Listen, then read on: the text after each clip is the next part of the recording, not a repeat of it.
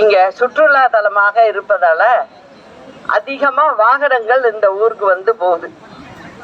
அதற்கு இங்க சாலை வசதி சரியா இல்லைங்கிறதே மக்களோட கோரிக்கையா இருக்குது. அது மட்டும் இல்ல, தென்காசி சுற்றுவட்டார சாலையும் வேணும் அப்படின்னு கேட்குறாங்க. இதை தேர்தல் சமயத்துல திமுக காரவங்க வந்தப்ப அதை இந்த ஊர் மக்கள் சொல்லியிருக்காங்க. ஆனா 3.5 வருடம் ஆயிட்டு இன்ன வரைக்கும் அவங்க செஞ்ச பாடு இல்லை.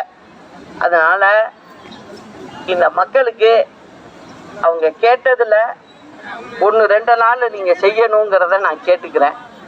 அது மட்டும் இல்ல, இப்போ ரேஷன் கடைகள்ல பாத்தீங்கன்னா ரேஷன் சாமான் சரிவர கொடுக்கறது இல்ல, தோரம்பருப்பு சுத்தமா கொடுக்கறது இல்ல, பாமாயில் சுத்தமா கொடுக்கறது இல்ல. தோரம்பருப்பு ரேஷன் கடையில கொடுக்கறது 30 ரூபாய்க்கு கொடுக்குறாங்க, பாமாயில் 25 ரூபாய்க்கு கொடுக்குறாங்க. ஆனா வெளி மார்க்கெட்ல 160 ரூபாய் 170 ரூபாய் ஆகுது ஒரு கிலோ பருப்பு. பாமாயில் 1 லிட்டர் வாங்கினாக்க 90ல இருந்து 100 ரூபாய் ஆகுது. ஏழை மக்களுக்கு கொடுக்கறது இத சரிவர கொடுக்கல. அதனால முதல்ல ரேஷன் கடைக்கு உள்ளத ஒழுங்கா கொடுங்க. அத நான் திரும்ப நான் சொல்லிட்டு இருக்கேன். இந்த மாசம் கொடுக்கல, அடுத்த மாசம் சேர்த்து கொடுக்குறோம் அப்படின்னு ஒரு பொய்யான வார்த்தையை சொல்லிட்டு போறாங்க. இது தவறு. அதே மாதிரி இங்க குடிநீர் பிரச்சனை ரொம்ப அதிகமா இருக்கு அப்படின்னு சொல்றாங்க. 10 நாளைக்கு ஒரு முறை தான் குடிநீரே கிடைக்குது அப்படின்னு சொல்றாங்க. நேற்று நான் வரும்போது இரவு ஒரு 12 மணி இருக்கும். மதுரையில இருந்து இங்க நான் வரும்போது என் கண்ணால் நான் பார்த்தது, ராத்திரி 12 மணிக்கு 2 பெரியவர் 10 குடத்தை வச்சுக்கிட்டு தண்ணி குடிச்சிட்டு இருக்காரு.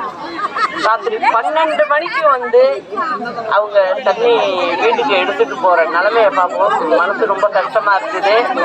இதெல்லாம் இந்த அரசாங்கம் பார்க்கணும். திட்டமிடல் சரியா இல்ல அரசாங்கத்துல. இங்க நிறைய குளங்கள் குட்டைகள்லாம் இருக்கு, அதெல்லாம் தூர் வாராம இருக்கு.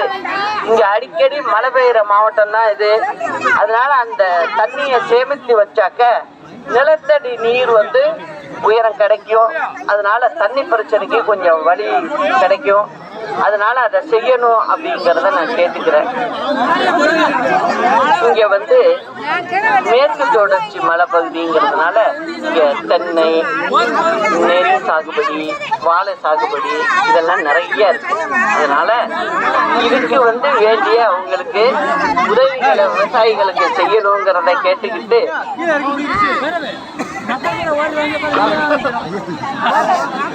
கழக தொண்டர்களுக்கு ஒண்ணு சொல்றேன். இந்த மக்களுக்கு நம்ம செய்ய வேண்டிய கடமை நிறைய இருக்கு.